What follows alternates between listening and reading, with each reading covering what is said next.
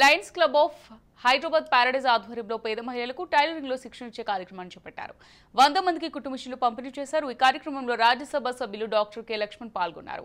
Teachers day సందర్భంగా గురువులను అభినందించారు. పేద కుటుంబంలో పుట్టిన ప్రధాని నరేంద్ర మోదీ, అబ్దుల్ కలాం లాంటి మహనీయులు ప్రభుత్వ పాఠశాలలో చదివి గురువులు నేర్పిన పాఠాలను అలవర్చుకోవడం వల్ల ఈ రోజు మన దేశానికి రాష్ట్రపతి ప్రధానులయ్యారని గుర్తు చేశారు. సమాజాన్ని సన్మార్గంలో పెట్టే గురువులను సత్కరించుకోవడం అందరి బాధ్యత అని గుర్తు చేశారు.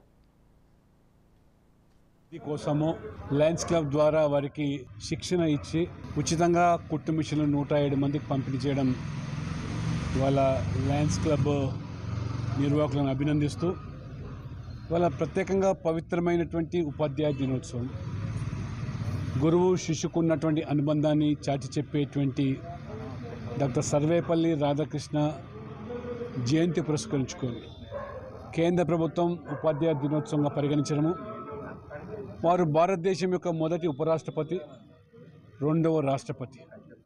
వారి వృత్తి ఉపాధ్యాయునిగా ప్రారంభించి ఏ రకంగా విద్యార్థులతో వారి అనుబంధము, ఒక ఉద్వేగభరితమైనటువంటి వారి వృత్తిని వారు వదులుకుంటున్నప్పుడు పడ్డ బాధ, వారు నేర్చుకునే పాఠాలు ఆ జీవిత పాఠాలుగా వారు పరిగణించి ఈనాడు యాంత్రిక జీవితానికి అలవాటు పడ్డ సమాజము గురువుకు ఉన్నటువంటి ప్రాధాన్యతను, ఇవాళ భావి తరాలను, భవిష్యత్తు తరాలను తీర్చిదిద్దేటువంటి గురుతర బాధ్యత ఆ పవిత్రమైన వృత్తి.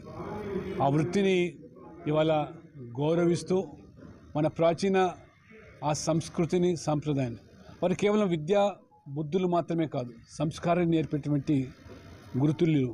అటువంటి గురు శిష్య అనుబంధాన్ని మన సమాజంలో క్రమేణా విలువలు తగ్గుతున్నాయి.